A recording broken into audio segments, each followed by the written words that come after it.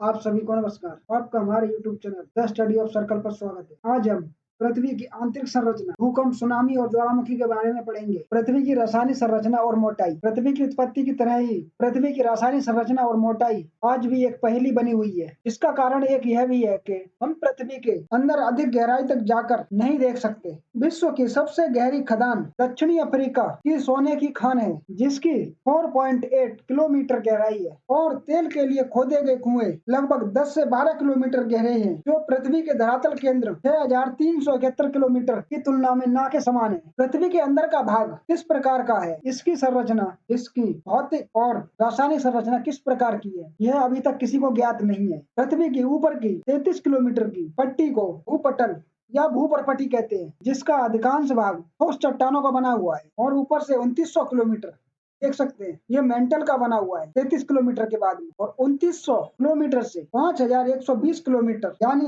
2220 kilometre बाह्य road है, देख सकते हैं बाह्य रोड। और इसके आगे 6371 किलोमीटर तक पृथ्वी के केंद्र तक आंतरिक रोड है, ये देख सकते हैं। ऊपर से 100 किलोमीटर तक एस्थेनिस्फेयर की ऊपरी परत है। 650 किलोमीटर संक्रमण पट्टी है। उसके बाद निचला मेंटल शुरू हो जाता है। पृथ्वी की आंतरिक संरचना को समझने के लिए दो प्रकार के साधन प्रयुक्त किए जाते हैं, प्राकृतिक साधन और प्राकृतिक साधन। प्राकृतिक साधनों में घनत्व, दबाव और तापमान के आधार पर समझते हैं, और प्राकृतिक साधनों में ज्वालामुखियों से और भूकंपों से पृथ्वी के अंदर की जानकारी मिलती है। घनत्व, पृथ्वी के भूपटल का अधिकांश भाग महाद्वीपों का बना हुआ है, जिसकी रचना अपसादी चट्टानों से हुई है, और इन अपसादी चट्टानों का घनत्व यानी ऊपर के हिस्से का घनत्व 2.7 है, और जिसके नीचे आग्नेय चट्टानें हैं, इनका घनत्व 3 से 3.5 है। जैसे जैसे नीचे बढ़ते जाते हैं, घनत्व भी बढ़ता जाता है। न्यूटन के गुरुत्वाकर्षण के नियम के अनुसार संपूर्ण पृथ्वी का घनत्व 5.5 है, और 2900 किलोमीटर की गहराई तक पहुंचते पहुंचते घनत्व 5.6 हो जाता है। जैसे यहाँ पर 3.5 और यहाँ पर पहुंचने पर 5.6 हो जाता है, और यहाँ से आगे बढ़ने पर घनत्व 9.7 हो जाएगा, और नीचे चलते जाएंगे इस जगह का घनत्व 11 से 12 तक बढ़ जाता है। वैज्ञानिक बुलार्ड ने घनत्व के ऊपर दो प्रयोग सिद्ध। पहले प्रयोग के अनुसार अंदर के भाग में चट्टानों द्वारा दबाव पड़ता है, जिससे वहां पर घनत्व बढ़ जाता है, और इसी प्रयोग को प्रयोगशाला में सिद्ध करने की कोशिश की गई, लेकिन ऐसा कुछ भी नहीं हुआ। दूसरे प्रयोग के अनुसार पृथ्वी का क्रोड ऐसी चट्टानों का बना हुआ है जिनका घनत्व अधिक है, जैसे लोहा, निकिल, क्योंकि इन्हीं पदार्थों का घनत्व अधिक होता है। पृथ्वी एक चुंबक की तरह ही व्यवहार करती है, जिससे सिद्ध होता है कि पृथ्वी के अंदर के भाग में लोहा और निकिल है। अंतरिक्ष से पृथ्वी पर गिरने वाली उल्काओं के अध्ययनों से भी पता चलता है कि उनके निर्माण में भी लोहा और निकिल जैसे भारी पदार्थों की अधिकता है। इसलिए पृथ्वी के अंदर भी लोहा और निकिल होना चाहिए, क्योंकि पृथ्वी की उत्पत्ति और उसकी आंतरिक संरचना उल्का पिंडों जैसी ही है। उल्काओं में अभी तक एक भी ऐसा खनिज नहीं पाया गया जो पृथ्वी पर उपस्थित न हो। दबाव, पृथ्वी के अंदर के भाग में किसी एक स्थान पर 1 वर्ग सेंटीमीटर में पड़ने वाले भार को दबाव कहते हैं, जो उस क्षेत्र के ऊपर स्थित चट्टानों के भार से पैदा होता है। जैसे 50 किलोमीटर की गहराई पर 13,000 गुना वायुमंडलीय दबाव होता है, इसी तरह गहराई में प्रत्येक वर्ग सेंटीमीटर पर 13 टन का भार पड़ता है, और यह भार 2900 किलोमीटर तक आने पर 13 लाख और पृथ्वी के केंद्र में 35 लाख से 40 लाख तक वायुमंडलीय भार होता है। देख सकते हैं ग्राफ की तरह, जैसे जैसे अंदर बढ़ते जाते हैं वैसे वैसे भार बढ़ता जाता है। 2900 किलोमीटर पर 13 लाख और केंद्र में 40 लाख वायुमंडलीय भार होता है। तापमान, धरातल से 100 किलोमीटर तक 2 डिग्री सेल्सियस प्रति किलोमीटर की दर से, और उसके नीचे 1 डिग्री सेल्सियस प्रति किलोमीटर की दर से तापमान में वृद्धि होती है, जिसके अनुसार क्रोड का तापमान 2000 डिग्री सेल्सियस होना चाहिए। पृथ्वी के उत्पत्ति के समय इसका तापमान 6000 सेल्सियस डिग्री था। जब बाद में पृथ्वी ठंडी होती गई, तो सबसे पहले भूपृष्ठ ठंडा हुआ, जो आज से 4 करोड़ वर्ष पहले ठंडा होकर ठोस अवस्था में आया। केल्विन के अनुसार पृथ्वी का आंतरिक भाग अब भी बहुत गर्म है, और पृथ्वी के अंदर बड़ी मात्रा में यूरेनियम, थोरियम, रूबिडियम और पोटेशियम है, और इन पदार्थों का स्वतः विच्छेदन होता रहता है, जिससे ऊष्मा बढ़ती है, जिस कारण भूगर्भ में उत्पन्न हुई पृथ्वी की अधिकांश चट्टानें ताप की उत्तम संचालक हैं, जिस कारण भूगर्भ में उत्पन्न हुई ऊष्मा ऊपर नहीं आ पाती और उसका विनाश नहीं होता है। इस प्रकार पृथ्वी ठंडी होने की जगह गर्म हो रही है। पृथ्वी के केंद्र का तापमान 2600 डिग्री सेल्सियस आंका गया है। तापमान इतना अधिक है कि उस तापमान पर कोई भी वस्तु ठोस या कठोर अवस्था में रह ही नहीं सकती। पृथ्वी का अंदर का भाग द्रव या गैस अवस्था में हो सकता है। प्राकृतिक साधन, ज्वालामुखी उद्गार और भूकंप। ज्वालामुखी उद्गार में पृथ्वी के अंदर से लावा बाहर निकलकर धरातल पर फैल जाता है। अनेक बार यह लावा धरातल पर आने में जब असमर्थ हो जाता है तो यह भूपृष्ठ की दरारों में ही जम जाता है। ज्वालामुखियों का स्रोत 40 से 50 किलोमीटर की गहराई पर ही मिलता है। वैज्ञानिकों के विचार से इतनी गहराई में बहुत बड़ी मात्रा में मैग्मा द्रव अवस्था में है। इसी कारण से वैज्ञानिक पृथ्वी के इस भाग को द्रव अवस्था मानते हैं। लेकिन इसके विपरीत इतनी गहराई पर दबाव के कारण चट्टानें पिघली अवस्था में नहीं रह सकती, क्योंकि दबाव के कारण उनका गलनांक ऊंचा हो जाता है और पृथ्वी के ऊपरी भाग में दरारें पड़ जाने से भीतर की चट्टानों पर दबाव में कमी हो जाती है, जिससे उसका गलनांक कम हो जाता है और भीतर की चट्टानें पिघलकर ज्वालामुखी के उद्गार के रूप में बाहर आ जाती है। भूकंप भूकंप के आने से पृथ्वी में कंपन उत्पन्न होता है, जिससे भूकंप लहरें उठती हैं। जिस स्थान से भूकंप शुरू होता है उस स्थान को भूकंप का उत्पत्ति केंद्र या भूकंप तल कहते हैं और यह भूतल के नीचे गहराई में पाया जाता है। भूकंप तल के ऊपर ठीक धरातल का भूकंप केंद्र होता है और इसी स्थान को भूकंप केंद्र या अधिकेंद्र कहते हैं। भूकंप को सीस्मोग्राफ से नापा जाता है। पी तरंगे, इन्हें प्राइमरी वेव भी कहते हैं। ये ध्वनि तरंगों की तरह अनुदैर्घ्य तरंगे होती हैं। इन तरंगों में संचरण और कणों का दोलन एक ही सीध में होता है। इन तरंगों की औसत गति 8 किलोमीटर प्रति सेकंड होती है, लेकिन इनकी अलग अलग चट्टानों में अलग अलग गति होती है। अधिक घनत्व वाली चट्टानों में इनकी गति 8 से 14 किलोमीटर प्रति सेकंड होती है। एस तरंगे, इन्हें गौण तरंगे या अनुप्रस्थ तरंगे भी कहते हैं। दिशा, इन तरंगों की संचरण दिशा और कणों के दोलन की दिशा एक दूसरे के समकोण पर होती है। एस तरंगे प्रकाश तरंगों के समान होती है। एस तरंगों की औसत गति 4 किलोमीटर प्रति सेकंड होती है। ये ठोस से ही गुजर सकती हैं और तरल माध्यम में लुप्त हो जाती हैं। एल तरंगे, इन तरंगों की खींच एचडी लवले की थी। एल तरंगों को धरातलीय या लंबी तरंगे भी कहते हैं। एल तरंगे मुख्य रूप से धरातल तक ही सीमित रहती हैं। ये ठोस, तरल, गैस तीनों माध्यम से गुजर सकती हैं और इनकी गति 3 किलोमीटर प्रति सेकंड होती है। पृथ्वी की आंतरिक संरचना में भूकंप तरंगों का व्यवहार, सभी भूकंप तरंगों का वेग अधिक घनत्व वाले पदार्थों से गुजरने पर बढ़ जाता है और कम घनत्व वाले पदार्थों से गुजरने पर घट जाता है। पृथ्वी के आंतरिक भाग में सेलों का घनत्व बढ़ जाने से भूकंप तरंगों के वेग में वृद्धि हो जाती है। भूपृष्ठ पर पी तरंगों की गति लगभग 7 किलोमीटर प्रति सेकंड, एस तरंगों की गति 5 किलोमीटर प्रति सेकंड होती है। 1000 किलोमीटर की गहराई पर पी तरंगों की गति 11 किलोमीटर और एस तरंगों की गति 6 किलोमीटर सेकंड हो जाती है। पृथ्वी में भूकंप तरंगों की सबसे अधिक गति 2900 किलोमीटर की गहराई पर होती है, जहां पी तरंगों की गति 13.7 किलोमीटर, एस तरंगों की गति 7.3 किलोमीटर प्रति सेकंड, जहां से पृथ्वी का कोण शुरू होता है। इसके आगे पी तरंगों की गति में कमी हो जाती है, जो घटकर 8.4 किलोमीटर प्रति सेकंड रह जाती है, जिससे करोड़ के तल पर पहुंचने पर पी तरंगे बड़े पैमाने पर परिवर्तित और अपरिवर्तित होती रहती हैं। 5000 किलोमीटर की गहराई पर पी तरंगों की गति में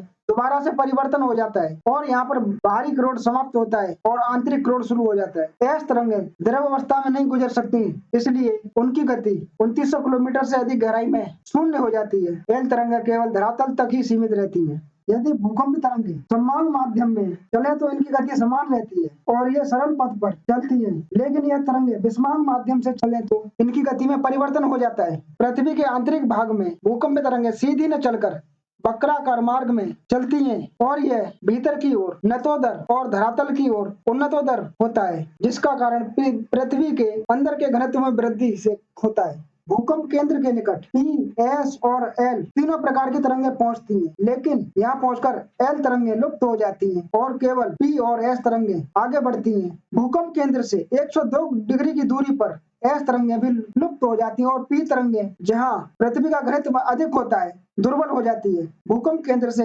103 डिग्री से 143 डिग्री तक कोई भी भूकंपी तरंग नहीं पहुंचती, जिसे भूकंपी छाया क्षेत्र या छाया कटिबंध कहते हैं। 2900 किलोमीटर की गहराई पर पी तरंगे अपरिवर्तित हो जाती हैं और एस तरंगे आगे नहीं बढ़ पाती, क्योंकि पृथ्वी का क्रोड द्रव अवस्था में है, जिसका घनत्व बहुत अधिक होता है। पीजी और एसजी तरंगे क्रोएशिया की कुल्पा घाटी में सन 1909 में आए भूकंप से पता चला कि पी और एस तरंगों से मिलती जुलती दूसरी तरंगे भी हैं, जिनका व्यवहार पी और एस तरंगों जैसा ही होता है, लेकिन इनकी गति बहुत कम होती है।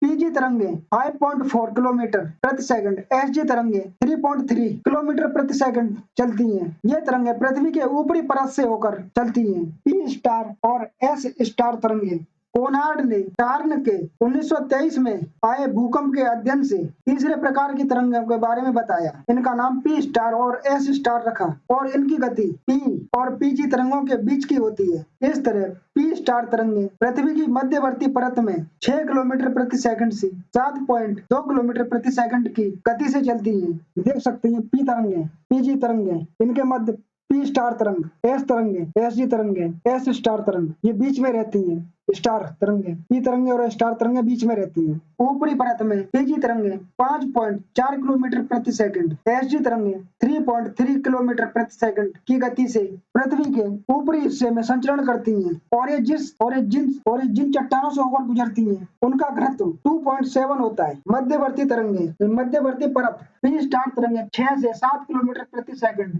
और एस तरंगे 3 से 4 किलोमीटर प्रति सेकंड की गति से पृथ्वी के मध्यवर्ती भाग में चलती हैं और पृथ्वी में जिस स्थान से गुजरती हैं उस स्थान का घनत्व 3 होता है। देख सकते हैं मध्यवर्ती स्थान पी स्टार तरंगे जिसकी गहराई 20 से 30 किलोमीटर होती है। निचली परत में पी और एस तरंगे सबसे अधिक गहराई में प्रवेश करती हैं। इनमें पी तरंगे 7.8 किलोमीटर प्रति सेकंड, एस तरंगे 4.5 किलोमीटर प्रति सेकंड की गति से चलती है। और निचली परत में जहाँ पर चट्टानों का घनत्व काफी अधिक होता है। भूकंप आने के कारण संपूर्ण विश्व में एक वर्ष में कम से कम 8,000 से 10,000 भूकंप आते हैं। इस प्रकार हर घंटे में विश्व के किसी न किसी स्थान पर एक भूकंप आता है, लेकिन भूकंपों की वास्तविक संख्या इससे भी अधिक हो सकती है क्योंकि महासागरों में भूकंप मापने के केंद्र अभी तक स्थापित नहीं हो पाए हैं और वहां पर आने वाले भूकंप को रिकॉर्ड भी नहीं किया जाता। अधिकतर भूकंप 50 से 100 किलोमीटर की गहराई में उत्पन्न होते हैं। भूकंपों को मापने वाली, भूकंपों को अध्ययन करने वाले विज्ञान को सिस्मोलॉजी कहते हैं। ज्वालामुखी, जब ज्वालामुखी विस्फोट होते हैं तो उनके समीप वाले क्षेत्रों में हलचल होती है जिससे भूकंप आते हैं। कई बार लावा बाहर आने का प्रयत्न करता है लेकिन उसके ऊपर की मजबूत सेलों के होने से लावा बाहर नहीं आ पाता और ऊपर की चट्टानों में कंपन पैदा कर देता है। इस प्रकार ज्वालामुखी क्षेत्रों में कई बार बिना ज्वालामुखी विस्फोट के भी भूकंप आते हैं। पृथ्वी का सिकुड़ना, पृथ्वी अपने जन्म से अब तक निरंतर ठंडी होकर सिकुड़ रही है और पृथ्वी के सिकुड़ने से इसके सेलों में यानी चट्टानों में अव्यवस्था पैदा हो जाती है जिससे कंपन पैदा होता है और भूकंप आते हैं। सन 1934 में बिहार का भूकंप, सन 1950 में असम का भूकंप बलन और भ्रंश के कारण ही आया था। भू संतुलन, पृथ्वी का ऊपरी हिस्सा यानी स्याल हल्का होता है और निचले भारी सीमा पर तैर रहा है। ऊपर की हल्की चट्टानों ने ऊंचा नीचा होकर संतुलन की व्यवस्था बना ली है, लेकिन जब अपरदन द्वारा ऊंचे क्षेत्रों से अपरदित होकर नीचे के क्षेत्रों में निक्षेपित होता है तो यह संतुलन बिगड़ जाता है। जब चट्टानें इस संतुलन को बनाए रखने का प्रयास करती हैं तो उनमें कंपन पैदा हो जाता है और भूकंप आता है। 4 मार्च 1949 को लाहौर में इसी तरह का भूकंप आया था। भू संतुलन और भूकंप में इस चित्र में देख सकते हैं सागर और पर्वत और मैग्मा संतुलित अवस्था में है और पर्वत अपरदन होकर सागर तली में जमने लगता है तो सागर के भार में वृद्धि आने लगती है और पर्वत के भार में देखो कमी होने लग जाती है और मैग्मा पर्वत की ओर नीचे बहने लगता है, सागर तल बैठने लगता है नीचे की तरफ में और यही भूकंप आने का कारण बनते हैं। प्रत्यास्थ प्रतिक्षेप सिद्धांत, इस सिद्धांत को अमेरिका की डॉक्टर एस.एफ. रीड ने दिया था। इनके अनुसार भूकंपों की यांत्रिक रचना सेलों के लचीलेपन पर निर्भर करती है। भूगर्भ की सेलें रबड़ की तरह लचीली होती हैं, जिस कारण उनमें बढ़ने और घटने के गुण होते हैं। जब किसी स्थान पर सेलों का तनाव बढ़ता है तो यह तनाव खिंचाव के कारण मुड़ जाता है, लेकिन जब तनाव सेलों के लचीलेपन की सीमा से बढ़ जाता है तो सेलें मुड़ नहीं पाती, जिससे टूटकर 2 खंडों में विभाजित हो जाती है। देख सकते हैं 2 सेलें टूट गई और ये रबड़ की तरह एक तरफ में खिसक गई है। ये रबड़ की तरह लचीली, ये रबड़ की तरह आगे की तरफ तनाव पैदा हो गया इसमें। प्लेट विवर्तने की, विश्व के अधिकतर भूकंप ज्वालामुखी प्लेटों के किनारे पर ही आते हैं। भूकंप और ज्वालामुखी प्रशांत महासागर के तटीय क्षेत्रों में अधिक सक्रिय होते हैं। सबसे अधिक ज्वालामुखी और भूकंप प्रशांत महासागर तटों पर ही सक्रिय है, जिसके कारण इसे अग्निवलय कहते हैं। प्रशांत प्लेट का किनारा भूपर्वती और ऊपरी मेंटल में काफी अधिक गहराई तक पहुंच जाता है और वहां से पिघले हुए मैग्मा को ऊपर की ओर धकेलता है और यह मैग्मा दबाव के प्रभाव से भूतल पर आ जाता है और ज्वालामुखी का रूप धारण कर लेता है और ज्वालामुखी फटते रहते हैं, जिस कारण भूकंप आते हैं। मध्यम गहराई वाले भूकंपों का केंद्र लगभग 200 किलोमीटर गहराई पर होता है। इस प्रकार के भूकंप महासागरीय खाइयों में मिलती हैं। जिन क्षेत्रों में प्लेटें खाई के तल से नीचे 300 से 400 किलोमीटर नीचे चली जाती है, कहीं कहीं पर यह प्लेटें इन क्षेत्रों में ये प्लेटें खाई के तल से 300 से 400 किलोमीटर नीचे चली जाती है, और कहीं कहीं ये प्लेटें मेंटल में 700 किलोमीटर की गहराई तक चली जाती है। खाइयों का यह भूतल स्थल, खाइयों का यह क्षेत्र महाद्वीपीय भूस्थल की तरह 30 से 80 डिग्री के कोण पर झुका हुआ है। इस प्रकार के झुकाव वाले भूकंपीय क्षेत्र प्रशांत महासागर के तट के पास ही पाए जाते हैं। इसलिए झुकाव वाले भूकंपीय क्षेत्र प्रशांत महासागर के तट हैं, जिसे बेनी ऑफ क्षेत्र भी कहते हैं। मध्यम गहराई वाले भूकंप तनाव या संपीड़न से पैदा होते हैं। तनाव जब पैदा होता है तब अधिक घनत्व वाली प्लेटें अपने भार के कारण डूब जाती हैं। जब नीचे वाली प्लेट की गति में मैग्मा अवरोध पैदा करता है तो संपीड़न पैदा होता है, और अधिक गहराई वाले भूकंप केवल संपीड़न से ही पैदा होते हैं। जलीय भार, नदियों पर बड़े बड़े बांध बनाकर जलाशयों का निर्माण किया जाता है। जब इन जलाशयों में जल की मात्रा जरूरत से अधिक हो जाती है तो चट्टानों पर जल का दबाव पड़ने लगता है, जिससे जलाशयों की तली के नीचे स्थित चट्टानों में परिवर्तन होने लगता है। जब यह परिवर्तन आकस्मिक होता है तो भूकंप आता है। इस प्रकार का भूकंप भारत में कोयना बांध द्वारा जल भंडार से उत्पन्न हुआ था, और यह भूकंप 11 दिसंबर 1967 को आया था। भूकंपों का वर्गीकरण उद्गम केंद्र की गहराई के आधार पर, उद्गम केंद्र की गहराई के आधार पर लगभग 90% भूकंपों का उद्गम केंद्र भूपटल से 8 किलोमीटर से कम गहराई पर होता है। 8% भूकंप उद्गम केंद्र से 8 से 30 किलोमीटर की गहराई, और केवल 2% भूकंप 30 किलोमीटर से अधिक गहराई पर होते हैं। अभी तक 720 किलोमीटर की अधिकतम गहराई पर उत्पन्न भूकंप के बारे में पता चल पाया है। उथले भूकंप, जिन भूकंपों का केंद्र 0 से 70 किलोमीटर की गहराई पर होता है उनको उथले भूकंप कहते हैं। यह साधारण भूकंप, इन भूकंपों से जन धन की अधिक हानि होती है। अधिकतर भूकंप इसी वर्ग के होते हैं। मध्यवर्ती भूकंप, इन भूकंपों का उद्गम केंद्र, मध्यवर्ती भूकंप का उद्गम केंद्र 70 से 300 किलोमीटर की गहराई पर होता है, और ये मेंटल में निम्न वेग से संस्तर पैदा होते हैं। गहरे भूकंप, ये भूकंप 300 से 720 किलोमीटर की गहराई पर उत्पन्न होते हैं, इसलिए इन्हें पाताली भूकंप भी कहते हैं। अधिकांश गहरे भूकंप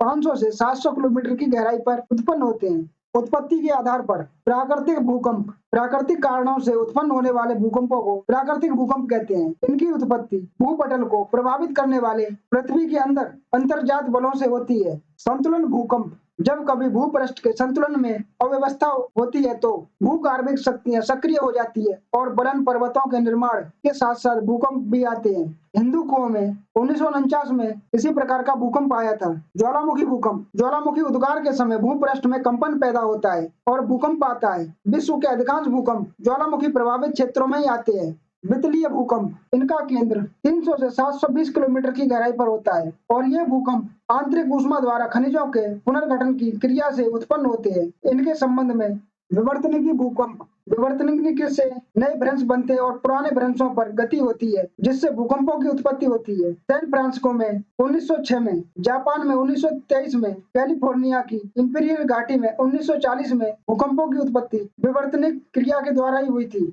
कृत्रिम भूकंप, ये मानवीय क्रियाओं द्वारा उत्पन्न होते हैं, जैसे खनिजों के लिए विस्फोट करने से भूमि में कंपन पैदा होता है। रेलगाड़ी के तेज चलने से भी भूमि में हल्का सा कंपन पैदा होता है। भूकंप की गहराई और अधिकेंद्र का निर्धारण, जब भूकंप आता है तो P, S और L तरंगे पैदा होती हैं, तो ये वक्र रूप का धारण कर लेती हैं। देख सकते हैं L तरंगे, S तरंगे और P तरंगे आगे तक जा रही हैं। L तरंगे देख सकते हैं, L तरंगे बीच में जा करके रुक गई है। ऊपर से देखेंगे तो ये 5000 किलोमीटर की दूरी पर, और सबसे अधिक S और P तरंगे 11,000 किलोमीटर तक जाती है। जब क्वेटा में भूकंप आया था तब रूस के ताशगंद, आगरा, मुंबई में इसके झटके महसूस किए गए थे। भूकंपों का वितरण, प्रशांत महासागरीय तटीय पेटी, विश्व के 68% भूकंप प्रशांत महासागर के तटीय भागों में ही आते हैं, और इस पेटी को रिंग ऑफ फायर भी कहते हैं। यहाँ पर ज्वालामुखी भी सबसे अधिक है। Chile, California, Alaska, Japan, Philippine, New Zealand के मध्य महासागरीय भागों में हल्के और भीषण भूकंप आते रहते हैं। यहाँ पर उच्च स्थलीय पर्वत और गहरे महासागरीय खाइयां एक दूसरे के लगभग समानांतर चली गई हैं, जिससे तीव्र ढाल उत्पन्न होता है, जो भूकंप के आने का महत्वपूर्ण कारण बनता है। मध्य महाद्वीपीय पेटी में विश्व के 21% भूकंप आते हैं। यह पेटी मेक्सिको से शुरू होकर अटलांटिक महासागर, भूमध्य सागर, अल्पस, काकेकस से होती हुई हिमालय पर्वत और उसके समीपवर्ती क्षेत्रों तक फैली हुई है। मध्य अटलांटिक पेटी यह मध्य अटलांटिक कटक के साथ साथ उत्तर में स्थित बंजेन और आइसलैंड से शुरू होकर दक्षिण में वोवेट द्वीप तक है। यहाँ पर भूकंप मुख्य रूप से प्लेटों के अपसरण के कारण रूपांतरण, भ्रंश और दरारी ज्वालामुखी उद्गार के पैदा होने से आते हैं। भूकंप की गहराई और अधिकेंद्र का निर्धारण। जब भूकंप आता है तो P, S और L तरंगे पैदा होती हैं, तो ये वक्र रूप का धारण कर लेती हैं। देख सकते हैं L तरंगे, S तरंगे और P तरंगे आगे तक जा रही हैं। L तरंगे देख सकते हैं, L तरंगे बीच में जाकर के रुक गई है। ऊपर से देखेंगे तो ये 5000 किलोमीटर की दूरी पर, और सबसे अधिक S और P तरंगे 11000 किलोमीटर तक जाती है। जब क्वेटा में भूकंप आया था तब रूस के ताशकंद, आगरा, मुंबई में इसके झटके महसूस किए गए थे। भूकंपों का वितरण। प्रशांत महासागरीय तटीय पेटी। विश्व के 68% भूकंप प्रशांत महासागर के तटीय भागों में ही आते हैं और इस पेटी को रिंग ऑफ फायर भी कहते हैं। यहाँ पर ज्वालामुखी भी सबसे अधिक है। Chile, California, Alaska, Japan, Philippine, New Zealand के मध्य महासागरीय भागों में हल्के और भीषण भूकंप आते रहते हैं। यहाँ पर उच्च स्तरीय पर्वत और गहरे महासागरीय खाइयां एक दूसरे के लगभग समानांतर चली गई हैं, जिससे तीव्र ढाल उत्पन्न होता है, जो भूकंप के आने का महत्वपूर्ण कारण बनता है।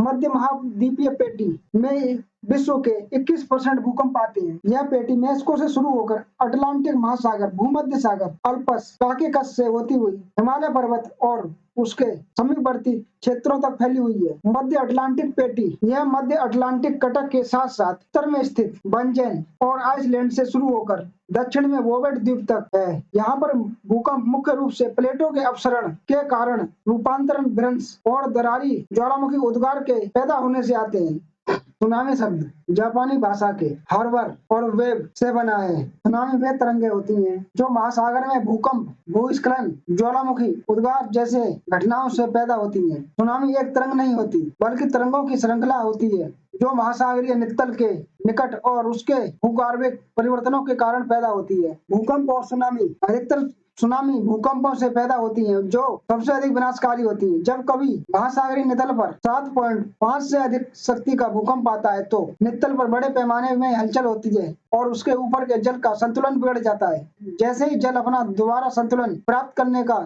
प्रयास करता है, वैसे ही तरंगे पैदा हो जाती हैं और ये तरंगे भूकंप के अधिकेंद्र पर जल के ऊपर उठने से बनती हैं। ये देख सकते हैं, इधर भूकंप आया, केंद्र से तरंगे ऊपर उठनी शुरू हो गई और अधिकेंद्र के चारों ओर समकेंद्रीय वृत्तों के रूप में आगे बढ़ती हैं। देख सकते हैं यहाँ से तरंगे समकोणीय समकेंद्रीय केंद्र के रूप में आगे बढ़ रही है। देखो, सभी भूकंप सुनामी को जन्म नहीं देते। जब भूकंप के कारण ऊर्ध्वाधर दिशा में समुद्री जल में हलचल पैदा होती है, यह हलचल महासागरीय नितल पर भूकंप, भ्रंश और प्लेटों के अभिसरण से पैदा होती है। भूस्खलन और सुनामी। भूस्खलन और चट्टानों और बर्फ के फिसलने से भी सुनामी पैदा होती है। इसी प्रकार जब कभी शक्तिशाली भूकंप आता है तो भूस्खलन होता है और सुनामी पैदा होती है। तो ये हिस्सा नीचे खिसक गया और ये पूरा जल असंतुलन हो चुका है और ये संतुलित होने के लिए कोशिश करता है और ये सुनामी बढ़ जाती है दोनों दिशाओं में, आगे पीछे दोनों दिशाओं में। ज्वालामुखी उद्गार और सुनामी। जब समुद्र में ज्वालामुखी फटता है तो यह बड़ी मात्रा में समुद्र में जल को विस्थापित कर देता है और सुनामी पैदा होती है। 26 अगस्त 1883 को इंडोनेशिया के सुडा जल डमरू मध्य के क्राकाताओ में ज्वालामुखी के फटने से 40 मीटर ऊंची लहरें पैदा हो गई थी। देख सकते हैं लहरों के ऊपर। सुनामी का प्रसरण। सुनामी को अपनी उत्पत्ति के स्थान से समकेंद्रीय रूप में महासागरीय तरंगों के रूप में चारों ओर फैलती है। देखो, समुद्र में सुनामी समकेंद्रीय तरंगों के रूप में चारों ओर फैलती जाती है और इनकी गति पत्थर पानी में फेंकने के समान होती है। जब तरंगें ऊपर आगे बढ़ने लगती है, इसी तरीका से आगे बढ़ती जाती है और ये खुले सागर में बहुत तेजी से बढ़ती है। इनकी गति 500 से 800 किलोमीटर घंटे की रफ्तार तक हो जाती है। इनकी तरंग दैर्घ्य 500 से 700 किलोमीटर से भी अधिक हो सकती है, लेकिन इन तरंगों की ऊंचाई 1 मीटर से भी कम होती है, जो 500 से 700 किलोमीटर से अधिक इनकी तरंग दैर्घ्य होती है। समुद्र तल के नीचे विनाशकारी तरंगें आगे बढ़ती जाती है, केंद्र से आगे की तरफ चारों तरफ फैलती जाती है। देख सकते हैं ये, और इनकी गति 500 से 800 किलोमीटर घंटे से घटकर 50 से 60 किलोमीटर प्रति घंटा रह जाती है उथले समुद्र की तरफ में। जब ये बढ़ती है तो देख सकते हैं उथला समुद्र में बढ़ रही है तो 50 से 60 किलोमीटर प्रति घंटे रह जाती है और तट तक पहुंचते लेकिन इनकी ऊंचाई में तट तक पहुंचते तरंगों की ऊंचाई में 30 से 40 मीटर की वृद्धि हो जाती है। देख सकते हैं तरंगे ऊपर उठ रही है। ये तरंगे कुछ ही घंटे में पूरे महासागर को प्रभावित कर देती है हवाई द्वीप में पैदा होने वाली सुनामी। विश्व के सबसे बड़े महासागर हवाई द्वीप में पैदा होने वाली सुनामी प्रशांत महासागर के सबसे दूर स्थित चिली के तट तक 15 घंटे से भी कम समय में पहुंच गई थी। सुनामी के प्रभाव में सबसे पहले जन धन की हानि। सुनामी का प्रभाव। सुनामी से तटीय क्षेत्र में जन धन की अपार हानि होती है। सुनामी के कारण भूमि में कई प्रकार के भू आकृतिक परिवर्तन हो जाते हैं, जैसे भारत और म्यांमार प्लेटों के आपस में टकराने से हिंद महासागर में 1200 किलोमीटर लंबा और 150 से 200 किलोमीटर चौड़ा भ्रंश पड़ गया था। सुनामी से तटीय भागों में समुद्र का खारा जल भर जाने से उपजाऊ मिट्टी का ह्रास हो जाता है। सुनामी के कारण प्रबल वित्तियां भी नष्ट हो जाती है और मत्स्य और मछली उत्पादन को बहुत बड़ा नुकसान होता है। ज्वालामुखी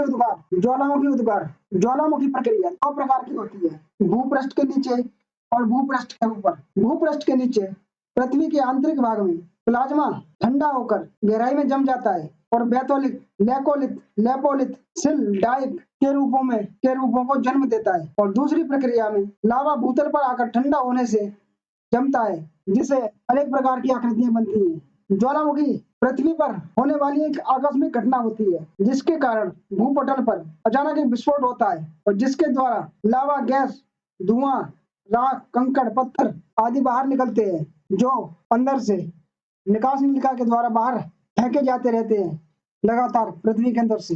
देख सकते हैं ये सब। और ज्वालामुखी पर्वत बन जाता है, जो शंकु के आकार का होता है। अनेक बार लावा मुख्य नली के दोनों ओर के छिद्रों से होकर बाहर निकलता है और छोटे छोटे शंकुओं का निर्माण कर देता है, जिन्हें गौण शंकु कहते हैं। देख सकते हैं, जब ये लावा छोटे छोटे छिद्रों से बाहर निकलता है तो गौण शंकु बना, तो उसे गौण शंकु कहते हैं। ज्वालामुखी उद्गार के कारण और निकलने वाले पदार्थ। भूगर्भ में अत्यधिक तापमान पाया जाता है और यह उच्च तापमान वहां पर पाए जाने वाले रेडियोधर्मी पदार्थों के विघटन, रासायनिक प्रक्रमों और ऊपरी दबाव के कारण होता है। 32 मीटर की गहराई पर 1 सेल्सियस तापमान बढ़ जाता है और पदार्थ पिघलने लगता है और यह पदार्थ पृथ्वी के कमजोर भागों को तोड़कर बाहर निकलता है, जिसे ज्वालामुखी विस्फोट कहते हैं। ज्वालामुखी उद्गार के लिए सबसे कमजोर भूभागों का होना अति आवश्यक है। ज्वालामुखी उद्गार, ज्वालामुखी का लावा कमजोर भूभागों को तोड़कर ही धरातल पर आ पाता है। ज्वालामुखी उद्गार के लिए गैसों का भी एक महत्वपूर्ण स्थान है।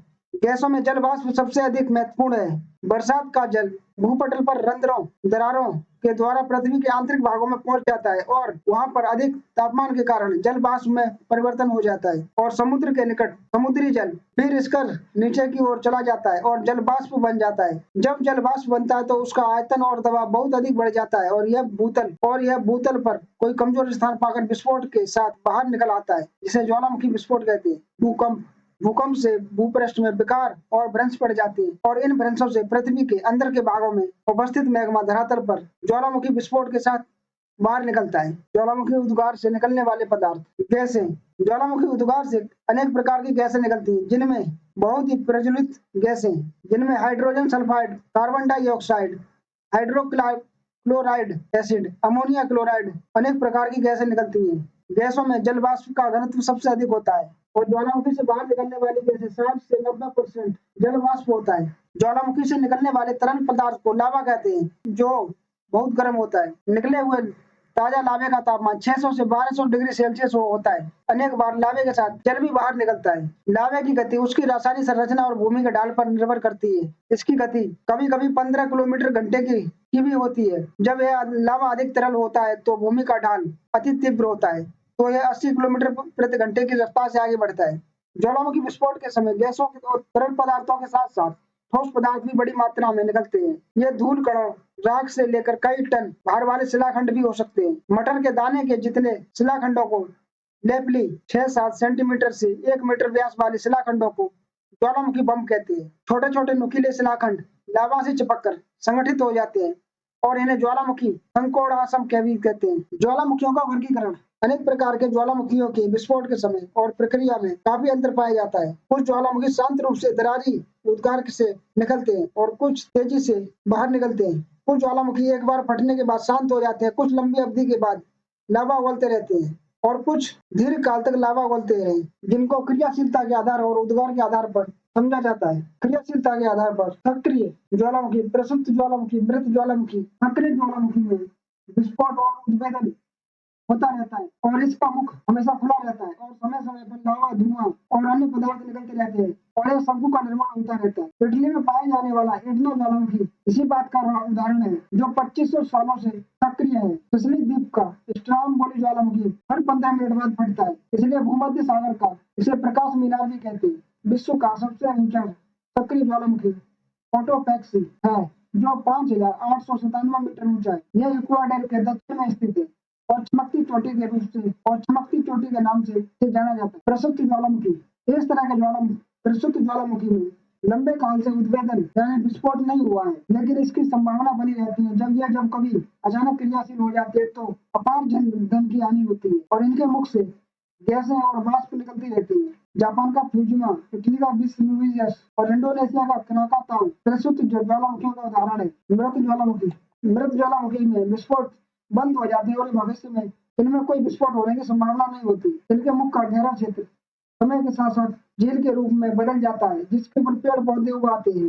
म्यांमार का पोपा ज्वालामुखी, एडिनबर्ग का आर्थर सीट ज्वालामुखी मृत ज्वालामुखियों का उदाहरण है। उद्गार का आधार ज्वालामुखियों के उद्गार का आधार केंद्रीय ज्वालामुखी, दरारी ज्वालामुखी और पंख ज्वालामुखी है। केंद्रीय उद्गार वाले ज्वालामुखी में उद्गार एक संकरी नलिका के सहारे होता है, जिसका व्यास कुछ 100 मीटर तक हो सकता है और लावा के साथ गैस की मात्रा अधिक होने पर और ऊपरी दबाव में कम होने पर लावा और गैसें बड़े जोर से ऊपर की ओर निकलती हैं और जहां कहीं भी इन्हें कमजोर भूपटल मिलता है तो वहां से तोड़कर भयंकर ध्वनि पैदा करती हुई तेज गति से धरातल की ओर निकलती है। इस जिसके कारण ज्वालामुखी से निकलता हुआ लावा और अन्य पदार्थ आकाश में अधिक ऊंचाई तक चले जाते हैं और गहरे बादल छा जाते हैं। कुछ समय बाद जब यह पदार्थ भूतल पर गिरते हैं तो ऐसा लगता है कि इनकी वर्षा हो रही है। लावा ज्वालामुखी क्षेत्र के चारों ओर जमा हो जाता है। हवाई ज्वालामुखियों के उद्गार में तरल लावे की अधिकता होती है और गैसों की तीव्रता भी कम होती है और इन ज्वालामुखियों में विस्फोट कम होते हैं और तरल लावा ज्वालामुखी विवर से तेजी के साथ निकलता है और दूर दूर तक फैल जाता है और हवा के चलने पर लावा से धागे के समान लावा पिंडों की रचना होती है, जिन्हें वायु दूर तक उड़ाकर ले जाती है। देखो ये हवाई तुल्य ज्वालामुखी, देखो ये हवाई ज्वालामुखी, इसमें गैसों की मात्रा बहुत कम होती है। जब ये लावा को हवा उड़ाकर ले जाती है धीरे धीरे, इस प्रकार के देखो आकृतियां बन जाती है। स्ट्रोम्बोली ज्वालामुखी, स्ट्रोम्बोली ज्वालामुखी में बेसाल्ट लावा तेजी से प्रवाहित होता है और जब कभी यह लावा गैसों के मार्ग में अवरोध उत्पन्न कर देता है तो भयानक विस्फोट होता है, जिससे तरल लावा के साथ साथ कुछ विखंडित पदार्थ स्कोरिया, झमक, ज्वाला बम, धूल आदि निकलते हैं और यह पदार्थ गैसों द्वारा हवा में उछाल दिए जाते हैं, जो बाद में ज्वालामुखी के मुख के पास में गिर पड़ते हैं, जिस कारण से ऐसे लक्षणों वाले ज्वालामुखियों को स्ट्रोम्बोली ज्वालामुखी कहते हैं। इस तरह के ज्वालामुखियों में जलती हुई गैसें ऊपर की ओर उठती हैं और यह रात में लाल दीप्त के समान दिखाई देती हैं। इस प्रकार का ज्वालामुखी का उद्गार सन 1947-48 में आइसलैंड के हेलिका में हुआ था। देख सकते हैं ये गैसें ऊपर उठती है, निकलती है, ऊपर तक जाती है और इसमें पदार्थ भी होते छोटे छोटे जो इधर उधर गिरती रहते हैं। देखो ये पदार्थ गिरते हुए, इसमें बेसाल्ट की मात्रा अधिक होती है। वोल्केनियन लावा, वोल्केनियन ज्वालामुखी, ये देख सकते हैं वोल्केनियन ज्वालामुखी, इसमें और विस्फोट के बाद राख और धूल युक्त बादल का निर्माण होता है, जो दूर से फूल गोभी के समान दिखाई देता है और आकाश में बड़े बड़े राख फैल जाते हैं। इस प्रकार के ज्वालामुखी का अगला उद्गार पहले उद्गार के निर्मित लावा परत को तोड़कर निकलता है। पिलियन ज्वालामुखी, ये सबसे अधिक विनाशकारी ज्वालामुखी होता है क्योंकि इसका उद्गार सबसे अधिक भयंकर और भीषण होता है। इससे निकलने वाला लावा अधिक चिपचिपा लेसदार होता है, जो किनेटर पर लावा की मोटी और कठोर परत जमा देता है। अगले उद्गार के समय गैसों की तेज शक्ति से यह परत टूट जाती है और ज्वालामुखी से लावा और अन्य पदार्थ भयंकर ध्वनि के साथ धरातल पर आ जाते हैं और गैसों के कारण ज्वालामुखी द्वारा निर्मित बादल प्रकाश जैसा हो जाता है। देख सकते हैं इस ज्वालामुखी में जब ये लावा ऊपर तक जाता है तो नीचे गिरता है और चित्र को बंद कर देता है। जब गैसें जोर लगाती है तो एकदम भयानक विस्फोट के साथ ऊपर तक जाता है और इस चारों तरफ में फैल जाता है। वेसुवियन ज्वालामुखी, उद्गार में लावा अधिक गैस युक्त होता है जिससे भयानक विस्फोट होता है और लावा के साथ गैस तेज गति से बाहर निकलती है और आकाश में अधिक ऊंचाई तक बादलों की तरह छा जाती है और बादलों का आकार फूल गोभी जैसा हो जाता है और ये बादल इतने घने होते हैं कि इनमें कोई वस्तु दिखाई नहीं देती और ऊपर उठती हुई गैसें अपने साथ राख और अनेक विखंडित पदार्थों को भी ले जाती हैं, जिससे उद्गार में काफी समय बाद राख बरसती रहती है। प्लिनियन ज्वालामुखी, का उद्गार विसुवियस तुल्य ज्वालामुखी उद्गार की अपेक्षा कम होता है। इसमें वाष्प युक्त गैस गोलाकार रूप में कई किलोमीटर ऊंचाई तक आसमान में छा जाती है। धूल की अपेक्षा ज्वालामुखी निकास नलिका से विखंडित पदार्थों की मात्रा अधिक होती है। इस प्रकार का ज्वालामुखी 1879 में देख सकते हैं। ज्वालामुखी प्लीनियन ज्वालामुखी एकदम ऊपर जाता है, बादल बन जाता है और नीचे बरसने लगते हैं तेजी से। ज्वालामुखी उसके निकले पदार्थ ज्वालामुखी से लावा एक क्षेत्र से नहीं निकलता बल्कि किसी दरार या अनेक दरारों से होकर निकलता है। इसमें लावा और गैस की मात्रा कम होती है और निष्कासित पदार्थ विस्फोट न होकर शांति ढंग से धीरे धीरे निकलता है। दरारी ज्वालामुखी दरारी उद्गार वाले ज्वालामुखी में लावा एक छिद्र से नहीं निकलता बल्कि किसी दरार या अनेक दरारों से होकर निकलता है। इसमें लावा और गैस की मात्रा कम होती है और निकलने वाले पदार्थ विस्फोटक न होकर शांति रूप से धीरे धीरे निकलते हैं। और दरारी उद्गार से निकलने वाला लावा पतला होता है और विस्तृत क्षेत्र पर फैलता जाता है, जिससे दरारी उद्गार से शंकुओं और पहाड़ों का निर्माण नहीं हो पाता बल्कि इसमें ज्वालामुखी पठार बनते हैं। भारत का प्रायद्वीपीय पठार, संयुक्त राज्य अमेरिका का कोलंबिया पठार और ब्राजील का पठार दरारी उद्गार ज्वालामुखी कई बने हैं। अधिकांश दरारी ज्वालामुखी का उद्गार क्रेटियस युग में हुआ था। पंख ज्वालामुखी उद्गार पेट्रोलियम और प्राकृतिक गैसों के उत्पादक क्षेत्रों में पाए जाते हैं। इनमें गैसों के साथ साथ रेत और मृतिका भी निकलती है जो जल में घुलकर पंख का निर्माण करती है और यह पंख जमकर कठोर हो जाती है और विभिन्न प्रकार की आकृतियों को जन्म देती है। कैस्पियन सागर के निकट वाक तेल क्षेत्र में स्थित बोंग बोंगा पंख ज्वालामुखी स्थित है। ज्वालामुखियों से निकलने वाले पदार्थ और उसकी आकृति राख या सिंडर शंकु हवा में बाहर उड़ा हुआ लावा जल्दी ठंडा होकर ठोस टुकड़ों में बदल जाता है जिसे सिंडर कहते हैं और यह देखने में राख के ढेर के समान होता है। ये अपनी रचना में पूर्ण शंकु होते हैं लेकिन इनकी ऊंचाई 300 मीटर से अधिक नहीं होती। देख सकते हैं सिंडर शंकु। अम्ल लावा शंकु या गुंबद, इसका निर्माण अम्ल लावा से होता है। इस लावा में सिलिका की अधिक मात्रा होती है और यह काफी गाढ़ा और चिपचिपा होता है। इस प्रकार यह ज्वालामुखी से निकलने के बाद तुरंत उसके मुख के आसपास जम जाता है और तेज ढाल वाले गुंबद के आकार का निर्माण होता है। देख सकते हैं गुंबद जैसा निर्माण हो रहा है। अम्लीय लावा शंकु, पैटिक लावा शंकु या शील्ड। इस लावा में पैटिक लावा में सिलिका की मात्रा कम होती है और यह अम्ल लावा की अपेक्षा अधिक तरल और पतला होता है, इसलिए यह दूर दूर तक फैलता जाता है और कम ऊंचाई और मंद ढाल वाले शंकु का निर्माण करता है, जैसे हवाई द्वीप का मोना लोआ शंकु। देख सकते हैं मंद ढाल, इसमें इसके चारों तरफ मंद मंद ढाल हो बन जाता है। संकुच शंकु, जब एक शंकु के अंदर ही एक अन्य दूसरा शंकु बन जाता है तो ऐसे शंकुओं को संकुच शंकु कहते हैं और ऐसे शंकु अधिकतर विसुवियस ज्वालामुखियों में बनते हैं। देख सकते हैं एक छिद्र के अंदर दूसरा छिद्र। मिश्रित शंकु, ये सबसे ऊंचाई और बड़े शंकु होते हैं।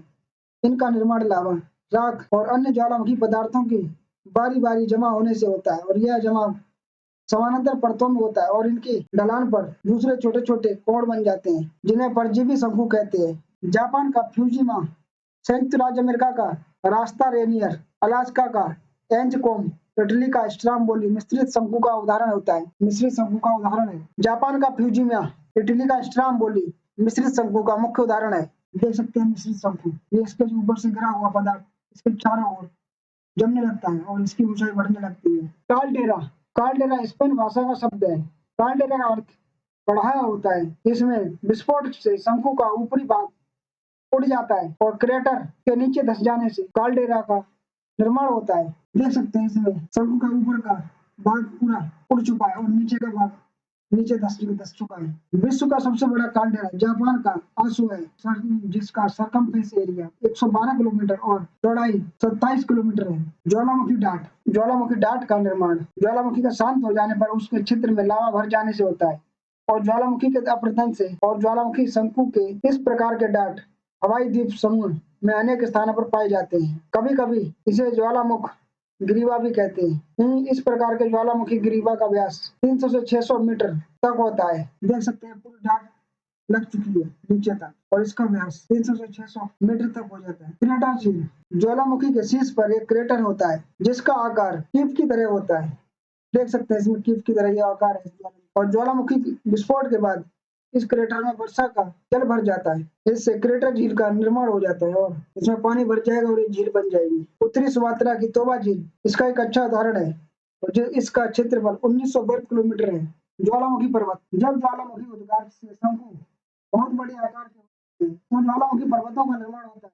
इस तरह के पर्वत पठार, इस प्रकार के पर्वत, जब ज्वालामुखी उद्गार से शंकु बहुत बड़े आकार के हो जाते हैं, ज्वालामुखी पर्वतों का निर्माण होता है। इस प्रकार के इटली, जापान, अलास्का, जापान का फ्यूजियन, जो जब बहुत बड़े आकार के हो जाते हैं, तो ज्वालामुखी पर्वतों का निर्माण होता है। इस प्रकार के पर्वत, अधिकतर ज्वालामुखी पर्वत इटली, जापान वाले पाए जाते हैं। लावा पठार, ज्वालामुखी विस्फोट से अल्प सिल्क लावा निकलने पर विस्तृत पदार्थों का निर्माण। भारत का दक्षिणी पठार इसका सबसे अच्छा उदाहरण है। ज्वालामुखियों की आंतरिक स्थिति, बैथोलिथ, बैथोलिथ सबसे बड़ा आग्नेय चट्टानी पिंड है। ये देख सकते हैं, ये सबसे नीचे पाया जाता है। जब ये ठंडा हो जाता है तो चट्टान का रूप धारण कर लेता है। यह 50 से 80 किलोमीटर चौड़ा और सैकड़ों मीटर लंबा भी हो सकता है, और इसकी मोटाई इतनी अधिक होती है कि इसके आधार पर नीचे तक पहुंचना मुश्किल होता है। यह एक बड़े गुम्बद के आकार के रूप में बनता है। देख सकते हैं, ये गुम्बद के आकार में बनता है ऊपर नीचे। स्टॉक, ये छोटे आकार के बैथोलिथ को स्टॉक कहते हैं। स्टॉक का विस्तार लगभग 100 वर्ग किलोमीटर से भी कम होता है, और इसका ऊपरी भाग गोलाकार हो जाता है। लेकोलिथ, जब मैग्मा ऊपर की परत की ओर जोर से उठता है और गुंबदाकार रूप में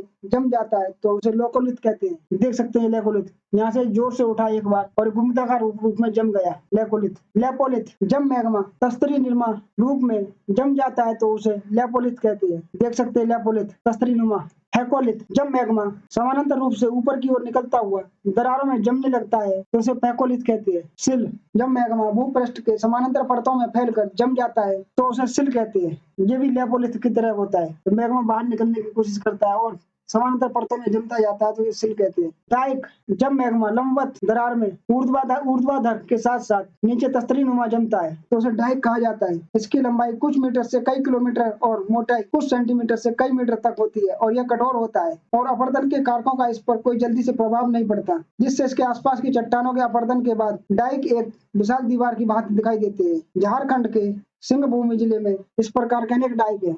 ज्वालामुखियों का विश्व में वितरण, अधिकांश ज्वालामुखी समुद्र के तटों के निकट और द्वीपों के पास स्थित है, क्योंकि इन भागों में समुद्री जल के भूगर्भ में पहुंचने की संभावनाएं अधिक होती हैं। और इनका दूसरा क्षेत्र नए बलित पर्वतों का क्षेत्र है, क्योंकि इन क्षेत्रों में पर्वत निर्माणकारी हलचलों के कारण बड़े बलनों के प्रवेश से भूपटल में बहुत पतला और दुर्बल हो जाता है। प्रशांत महासागरीय पेटी, प्रशांत महासागरीय पेटी सबसे महत्वपूर्ण है, क्योंकि इसमें 403 सक्रिय ज्वालामुखी है। प्रशांत महासागर के पूर्वी और पश्चिमी तटों पर बहुत बड़ी संख्या में ज्वालामुखी पाए जाते हैं। इस पेटी का विस्तार पूर्वी तट पर दक्षिणी अमेरिका के अंतरीण हॉर्न द्वीप से लेकर उत्तरी अमेरिका के अलास्का तक है, और पश्चिमी तट पर इसका विस्तार एशिया के पूर्वी तट के साथ साथ है। यह पेटी क्यूराइल द्वीप समूह, जापान, फिलीपाइन और पूर्वी द्वीप समूह तक फैली हुई है। मध्य विश्व की पेटी यूरोप, एशिया के मध्यवर्ती भागों में अल्पस और हिमालय पर्वत के साथ साथ पूर्व और पश्चिम में दिशा में फैली हुई है। ये मेडिरा और कनारी द्वीप समूह से शुरू होकर भूमध्य सागर, काकेशस, अर्मीनिया, ईरान, बलूचिस्तान से होती हुई हिमालय क्षेत्र में प्रवेश करती है, और हिमालय को पार करके यह यूनान, म्यांमार, अंडमान और इंडोनेशिया तक चली जाती है। African rift valley,